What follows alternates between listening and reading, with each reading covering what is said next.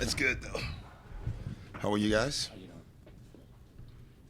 With the decision to keep Giannis out, just how do you guys feel about that? It wasn't very hard. I mean, he's feeling good, not great. Those things are something you don't take a chance on. Um, so especially now, so it wasn't wasn't very hard. Um, Giannis probably would have come if it was up to him, but these are the ones you have to just say no and let them get better.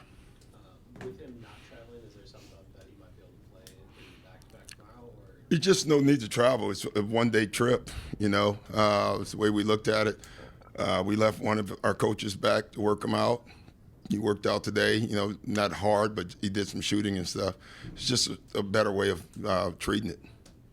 We were asked quite a bit about the time left, especially with Chris coming back. Yeah, It's still just going to be 3 games with Dame, Chris, and Giannis. yeah, I know you can't control that, but yeah. There's no number. There's no number. I mean, obviously, you would love to have the 3 guys and just, you know, but you're not going to get it. So I don't worry about it much. You know, I stopped worrying about that a long time ago. You just can't. So, you know, we do have shoot-arounds. We have a lot of practices, actually, for an actual NBA team at this point because we have these 2-day things. So, but again, even on that, you hope the guys are healthy so they can practice.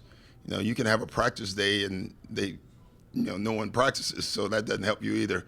It would definitely help us to have everybody on the floor and everybody in practice. But, you know, again, it is what it is. We'll figure it out. we can keep the injury kind of thing rolling? Chris, will he be able to play the second half? Don't know yet. That's still up for discussion. Um, if probably 50-50 at best is the way I would look at it. Obviously, Boston's not whole either. This is kind of your first chance to look at them up close. Yeah. 10 games above you guys. What kind of standard have you seen them set, and what's going to be the key for you guys to kind of bridge that by the time this? Well, the only thing that I know is we're not going to catch them in the standings for sure. I'm pretty sure of that. Other than that, I mean, they're terrific. They've been the best team in the NBA thus far. But as you know, I've learned, and we've all learned, you don't get a lot for that.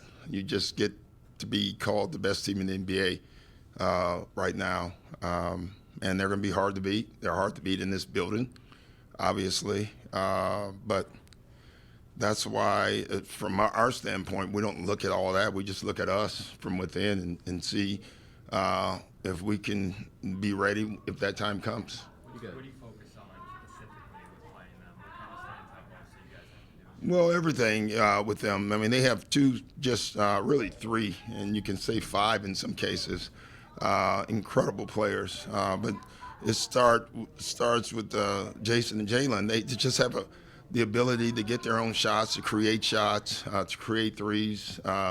They both attack the basket. They both have a post game. They both shoot threes, and controlling them as far as the paint controls their threes. You know, the more you keep them in front of you, the less threes they can take.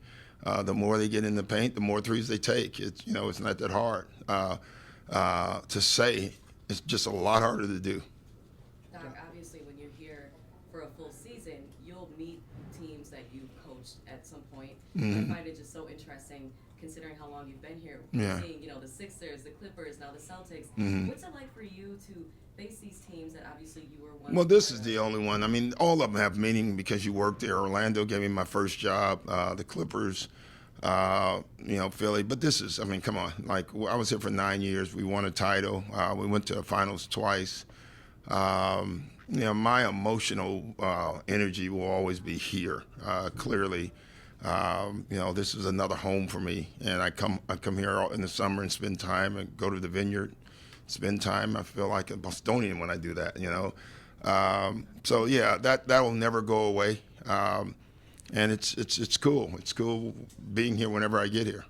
I go to the same places. I eat the same foods. I'm just happy all those restaurants are still open, which means I had good taste. Yeah. With each passing year, are you a bit more removed from it in that you come back and there's a certain waiter who's retired or? Yeah, it's just like life, right? But not really. I'm not removed from it when you get to the building. When you walk in the building, you see, all the people that you know.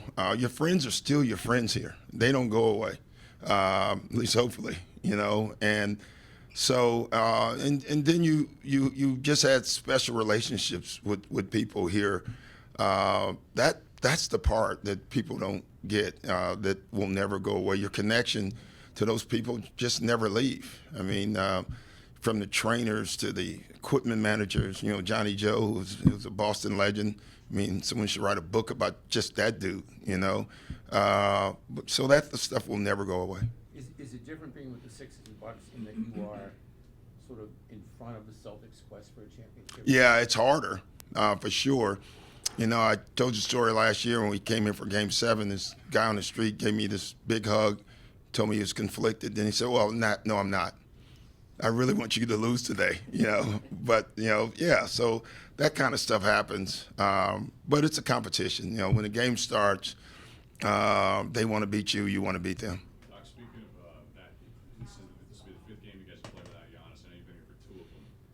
Aside from 24 three-pointers, what's been the secret for you guys and some of the success you've been able to have when you ask to play? Yeah, well, the first thing, we don't dwell about it. We just go play. I think that's important for players to know that.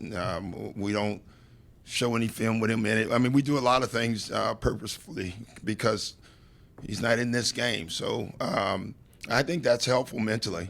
We definitely have to play at a pace when he's not here, because if we don't, as I always use the word, teams can get their hands on us. We have to move the ball. We have to play fast. Defensively is where you miss them a ton. It affects our defense probably as much because, using Brook and Giannis to protect the basket and letting our guards get up and pressure people to get to the basket. Well, now you don't have 2 guys. You get really small all of a sudden. And so it does change the way you want to play defense.